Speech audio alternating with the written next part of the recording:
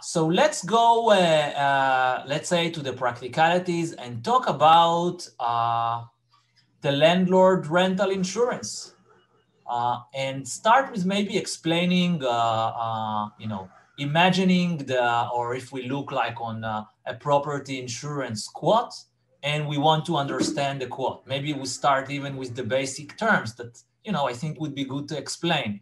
When we look on the property insurance quote, we see terms like perils, deductible, coverages, and sometimes people can get mixed. Well, are perils mean coverages or not? What are the differences between perils and coverages? What is deductible? So maybe you can walk us through the main terms in an insurance quote and explain them. All right, so first I'll start with the deductible because that seems to be the most frequently asked question by everyone. A deductible is not a bill that you pay. It is not an invoice you will get.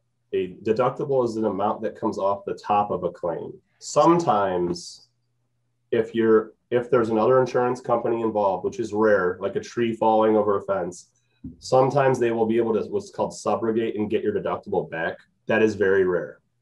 Usually the deductible just comes off the top of a claim. Here's an example. Tree falls on the house. To remove the tree and clean up the house and everything and fix it, it takes $10,000. Your deductible is $1,000. Your check is $9,000. And then if it was someone else's tree and they got your deductible back, you get the full amount. If you had replacement cost. Yeah. Replacement cost is the cost to replace the building. Has nothing to do with the market value at all. Has nothing to do with the value of the land at all. They're replacing the structure or the separate structures. That's it. So it's the cost to rebuild. Actual cash value is replacement cost minus depreciation, which is essentially just time. So the older your house is, the more it costs to insure. Going on, coverage A generally is let's slow down here actually. The coverages are just the things on the policy, like the dwelling, the other structure, personal property, fair rental, and additional living expense, which is also known as loss of rents, and then medical payments. Then you get stuff like water backup and sump pump overflow, which is simply just flooding in the basement. But to break these coverages down a bit, or what they are, the dwelling is simply the structure, and the amount there at either actual cash value or replacement cost is just simply the number that the house is covered for up to. So, if you think your house's replacement cost is $300,000, you would try to put that much replacement cost on the house. It's that simple.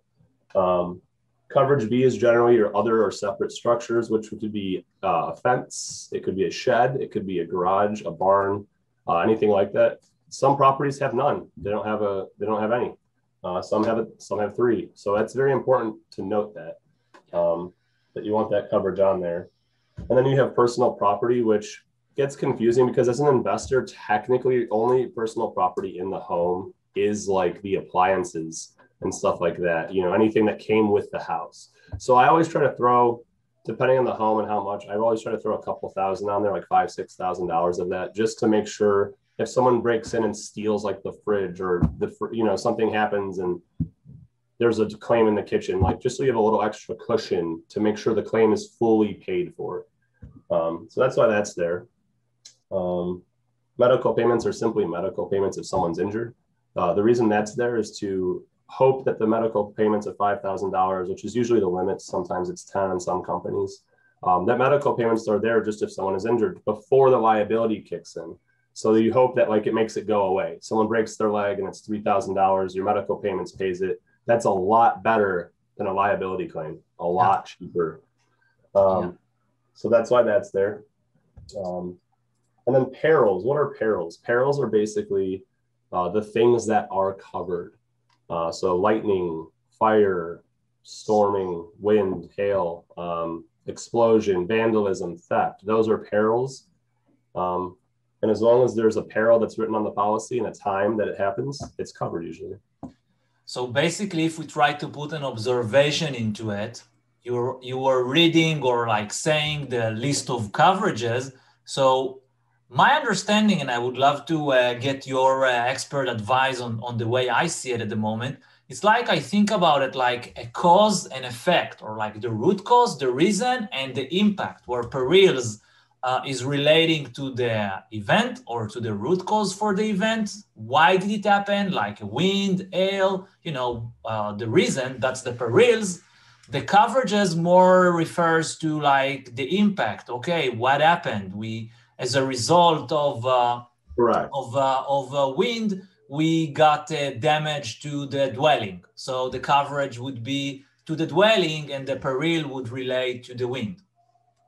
Something fun to think about that comes up sometimes, and it is a question. We don't insure land. Insurance doesn't cover your land, never has, never will.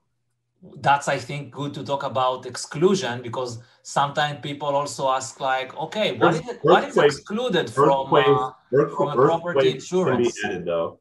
Sorry? You can cover earthquakes, but I'm going to tell you right now, in Ohio, the earthquakes cause very minor damage, and the earthquake coverage is very expensive. It's almost never worth getting earthquake coverage. There is a coverage for earth movement, but when I say we don't cover land, I mean we don't cover the value of your land. Like market value in insurance, throw the idea out the window. If someone tells you they're insuring it for the market value, they're doing an actual cash value policy and typing in the market value. There is no such thing.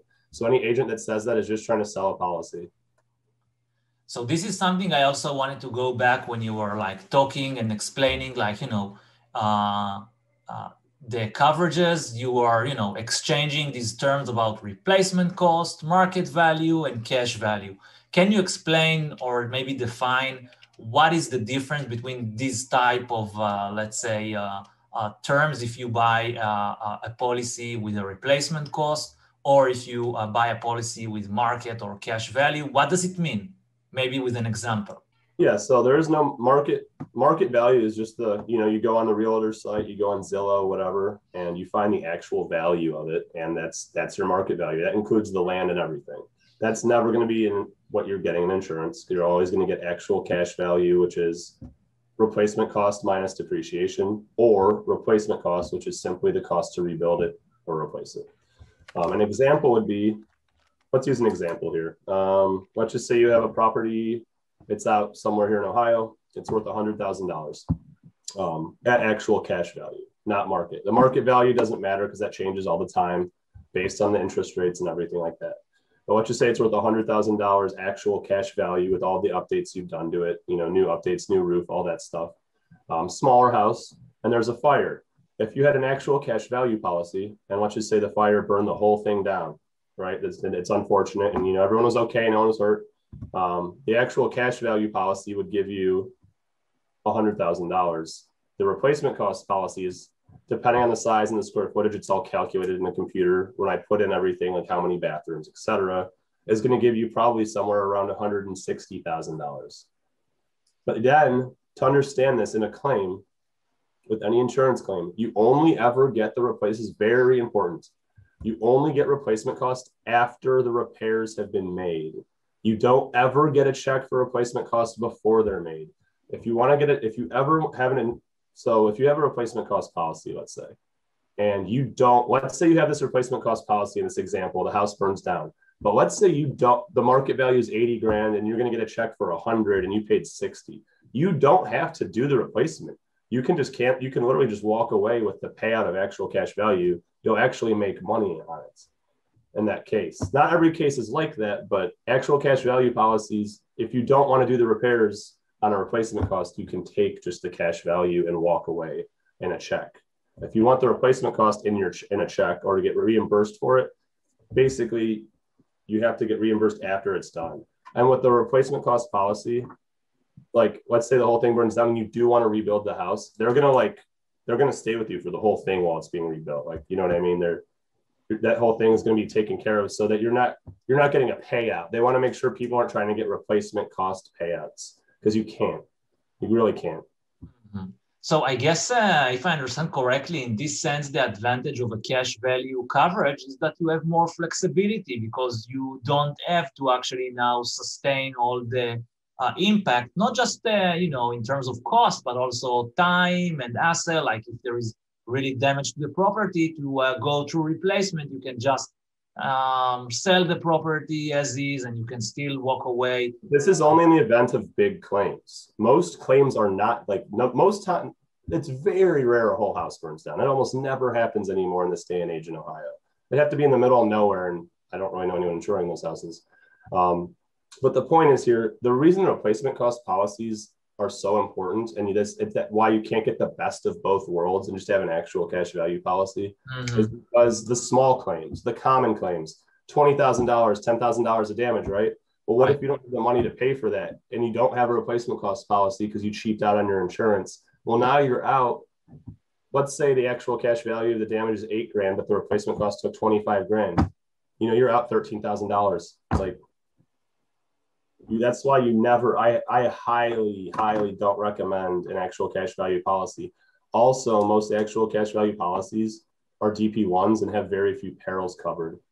So it's a DP1 is simply for if you have a ton of houses, like a lot of houses, like 10, 15, and you just want to keep your cost of insurance down, just cover them for fire and move on.